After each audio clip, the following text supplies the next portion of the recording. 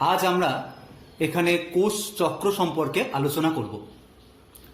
তোমরা জানো, প্রতিটি জীবের যেমন জীবন চক্র থাকে, তেমনি প্রতিটি কোষেরও কোষ চক্র থাকে, যা বিভাজন ও অবিভাজন এই দুটি ঘটনার মধ্যে আবর্তিত হয়। তাহলে এখন আমাদের প্রথমে দেখতে হবে কোষ চক্র বলতে আমরা কি বুঝি, অর্থাৎ কোষ চক্র কাকে বলে। তাহলে দেখো, কোষের সৃষ্টি হবার পর থেকে কোষের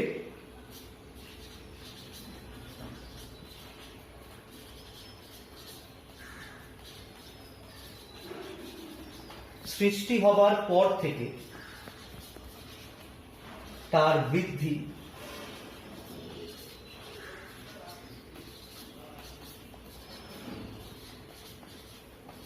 ও বিভাজনের শেষ পর্যন্ত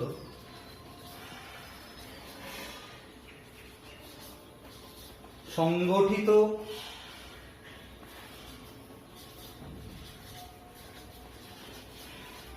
ঘটনাবলীর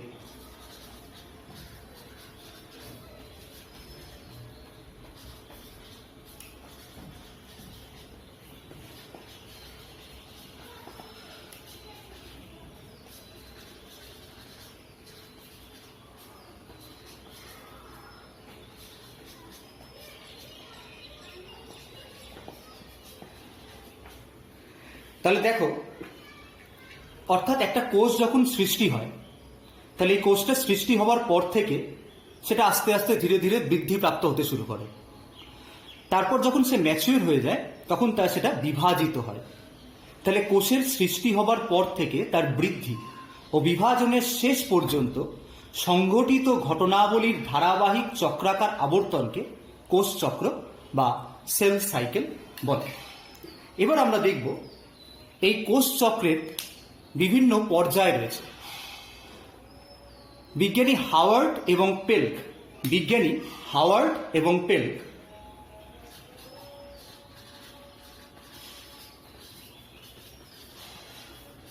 এই দুজন বিজ্ঞানী সর্বপ্রথম কোষ চক্রের বিভিন্ন দশাগুলির বর্ণনা দেন। তাহলে আমরা একটু দেখে নিই এখানে কোষ চক্রের বিভিন্ন পর্যায়গুলি।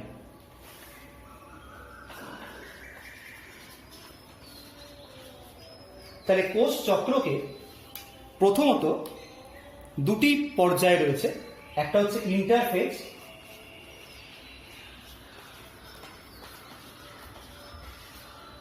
আর একটা হচ্ছে এম ফেজ বা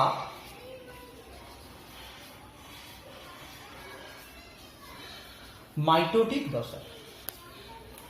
এবার এই যে এম ফেজ, এই ইন্টারফেজ আর এম ফেজ, এই ইন্টারফেজকে আবার তিনটে ভাগে ভাগ করা হচ্ছে। একটা হচ্ছে G1,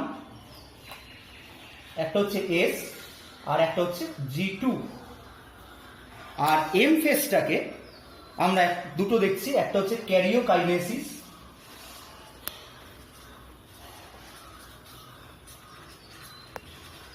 আর একটা হচ্ছে সাইটোকাইনেসিস। ক্যারিওকাইনেসিসের আবার চারটে দশা, প্রোফেজ,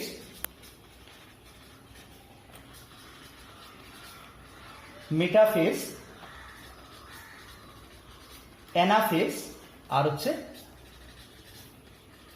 টেলোফেজ 1, 2, 3 and 4। এবার আমরা কোষ চক্রের বিভিন্ন দশাগুলি সম্পর্কে বিশদে আলোচনা করব। তোমরা এবার এই ছবিটার দিকে একটু তাকাও। প্রথমে আমরা জেনে নিই ইন্টারফেজ কি। একটি কোষ বিভাজনের শেষ থেকে, এখানে একটা কোষ বিভাজন শেষ হচ্ছে, তাহলে একটি কোষ বিভাজনের শেষ এবং পরবর্তী কোষ বিভাজনের শুরু, এই যে মধ্যবর্তী যে দীর্ঘস্থায়ী দশা, এটাকে আমরা বলছি ইন্টারফেজ, যেটা G1, S এবং G2 উপদশায় বিভক্ত। মানুষের ক্ষেত্রে টোটাল সেল সাইকেলটা বা সমগ্র কোষ চক্রটি শেষ হতে প্রায় 24 ঘন্টা মতো সময় লাগে, যার মধ্যে ইন্টারফেজেই সময় লাগে 23 ঘন্টা আর এম ফেজে লাগে মাত্র 1 ঘন্টা। এই ইন্টারফেজের সময় কিন্তু কোনো কোষ বিভাজন হয় না। কোষ বিভাজনের জন্য প্রস্তুতি পর্ব চলে, তাই জন্য ইন্টারফেজকে অনেক সময় প্রিপারেটিভ ফেজও বলা হয়, প্রিপারেটিভ ফেজ। এবার আমরা দেখি প্রথম উপদশা, যেটাকে আমরা বলি G1। এই G1 দশায় কি কি ঘটনা ঘটে? এই G1 দশাতে ডিএনএ রেপ্লিকেশনের জন্য, অর্থাৎ এস দশায় ডিএনএ সংশ্লেষ হবে, তার জন্য প্রয়োজনীয় উৎসেচক, প্রোটিন, এগুলো এখানে তৈরি হয়। এবং এই দশায় আরএনএও অনেক তৈরি হয়, বিভিন্ন ধরনের আরএনএ, টিআরএনএ, এমআরএনএ, আরআরএনএ, এগুলোও তৈরি হয়। আর এই কোষটি যে ক্রোমোসোম, এই কোষটা যখন এখানে পৌঁছায়,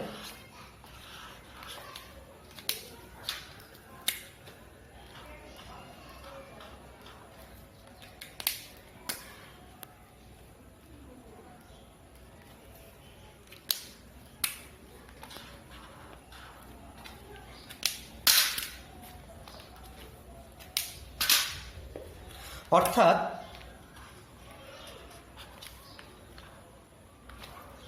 এখানে ক্রোমোসোমটা একটি ক্রোম্যাটিড যুক্ত হয়, তাই জন্য একে বলা হয় মোনাড।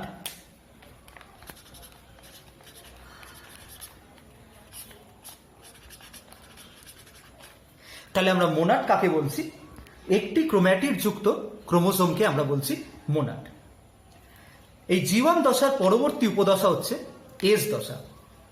এখানে ক্রোমোসোমের সংখ্যার কোনো পরিবর্তন হয় না, তবে ক্রোমোসোমের মোনাড থেকে ডায়াড অবস্থায় আসে। তাহলে কি বললাম? এখানে সংখ্যার কিন্তু ক্রোমোসোমের কোনো পরিবর্তন হচ্ছে না, শুধুমাত্র ক্রোমোসোমটা এই মোনাড অবস্থা থেকে ডায়াড অবস্থায় আসে। তোমরা একটু ছবির দিকে তাকাও।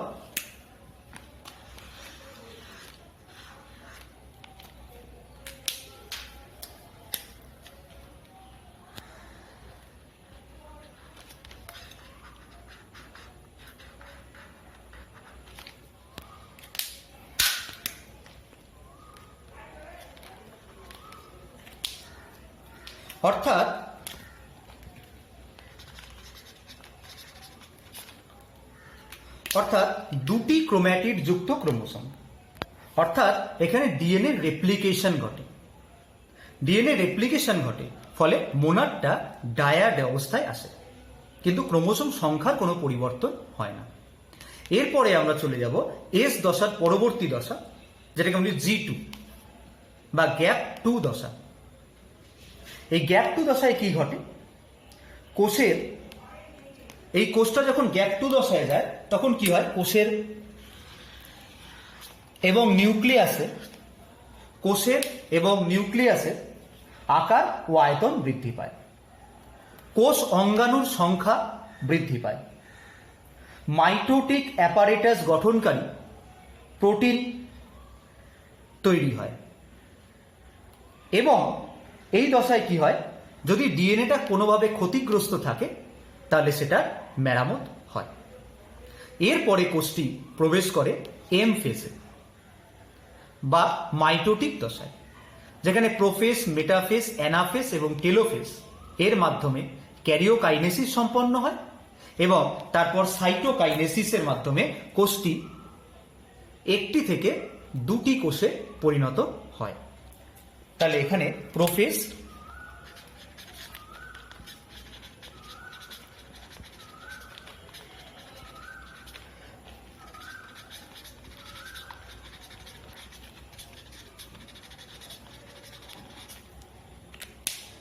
তাহলে এই প্রোফেজ, মেটাফেজ, অ্যানাফেজ, টেলোফেজ অর্থাৎ ক্যারিওকাইনেসিস, এবং শেষে হয় সেটা হচ্ছে সাইটোকাইনেসিস। ফলে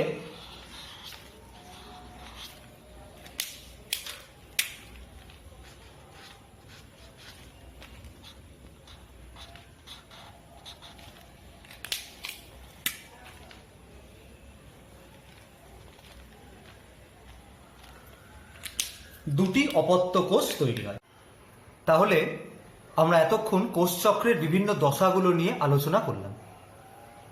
এবার তোমরা দেখো এই দিকটায় G0 দশা। কোনো কোনো কোষে G1 দশার একটি নির্দিষ্ট বিন্দুতে কোষচক্র বন্ধ হয়ে যায় বা থেমে যায়, এটাকে বলা হয় G0 দশা। কিন্তু কোষগুলি বিপাকীয়ভাবে সক্রিয় থাকে, মেটাবলিক্যালি অ্যাক্টিভ, কিন্তু কোষচক্রটা এখানে থেমে যায়, সেল সাইকেল অ্যারেস্ট। যেমন আরবিসি, স্নায়ু কোষে স্থায়ীভাবে G0 দশায় প্রবেশ করে। নেক্সট আমরা যেটা পড়ব, কোষচক্রের নিয়ন্ত্রণ, কন্ট্রোল অফ সেল সাইকেল। এখানে চেক পয়েন্ট কাজ করে কতগুলো, 3টে চেক পয়েন্ট রয়েছে, একটা G1S, একটা G2M আর একটা M চেক পয়েন্ট।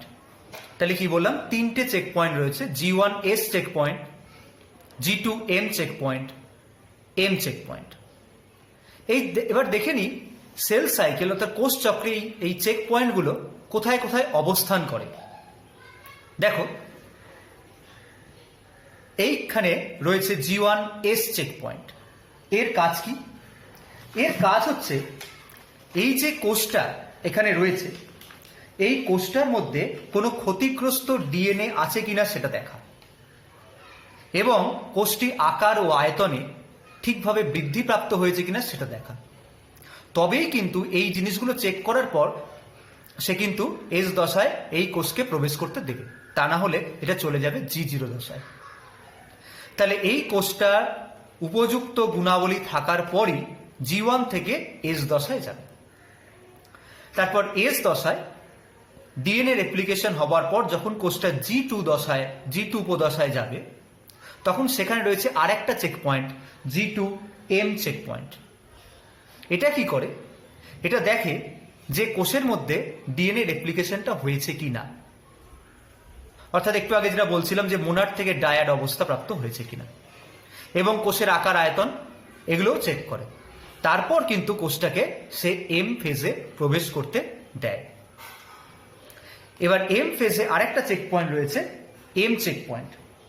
এটার কাজ কি?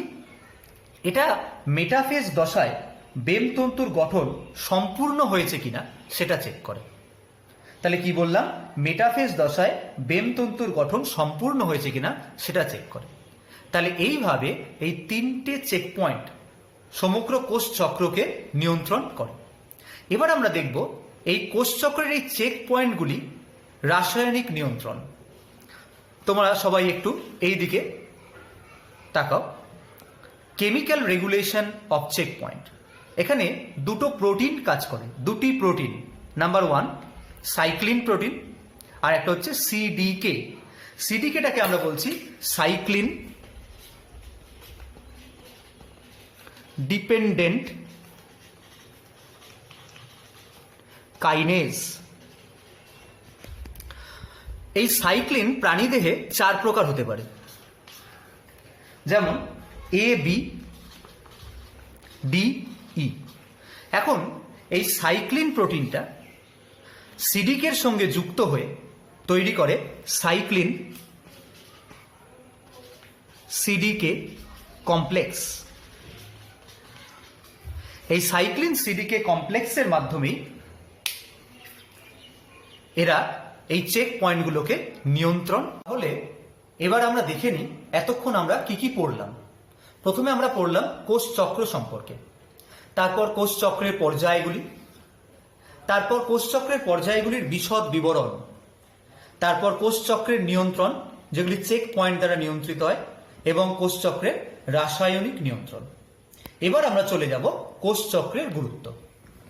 আমরা দেখলাম যে কোষ চক্রের ইন্টারফেস দশায় অর্থাৎ G1, S, G2 উপদশায় কোষে ডিএনএ, আরএনএ, প্রোটিন এইগুলির পরিমাণ বৃদ্ধি পায়, এবং সেই সঙ্গে কোষীয় অঙ্গাণুর সংখ্যা বৃদ্ধি পায়। তারপরে কোষটি প্রবেশ করে বিভাজন দশায়। ফলে কোষ বিভাজন দশায় যখন অপত্য কোষের মধ্যে এই সমস্ত উপাদানগুলি অর্থাৎ ডিএনএ, আরএনএ, প্রোটিন এবং অন্যান্য উপাদানগুলি এবং কোষ অঙ্গাণুগুলি যে অপত্য কোষগুলি তৈরি হয় তার মধ্যে সমভাবে বণ্টিত হয়। নেক্সট আমরা দেখব অনিয়ন্ত্রিত কোষ বিভাজন, অর্থাৎ চেক পয়েন্টগুলি যদি কাজ করা বন্ধ করে দেয় বা কোনো কারণে চেক পয়েন্টের কার্যকারিতা বিঘ্নিত হয়, তাহলে কি ঘটবে সেটা আমরা এখন দেখব। দেখো, অনিয়ন্ত্রিত কোষ বিভাজন, অর্থাৎ আমাদের যে চেক পয়েন্টগুলো এতক্ষণ আমরা দেখলাম, কোষচক্রের যারা চেক পয়েন্টের ভূমিকা পালন করছিল, সেই চেক পয়েন্টগুলো যদি বিঘ্নিত হয় তাহলে কোষ বিভাজনটা অনিয়ন্ত্রিত হয়ে পড়ে, মানে নিয়ন্ত্রণ হারিয়ে ফেলে। আর কোষ চক্র যদি একবার নিয়ন্ত্রণ হারিয়ে ফেলে, তাহলে ধরো এটা একটা কোষ, সেখান থেকে দুটো কোষ তৈরি হলো, ধরে নিই এটা স্বাভাবিক কোষ আর এটা অস্বাভাবিক কোষ। তাহলে এই কোষটা থেকে অনিয়ন্ত্রিতভাবে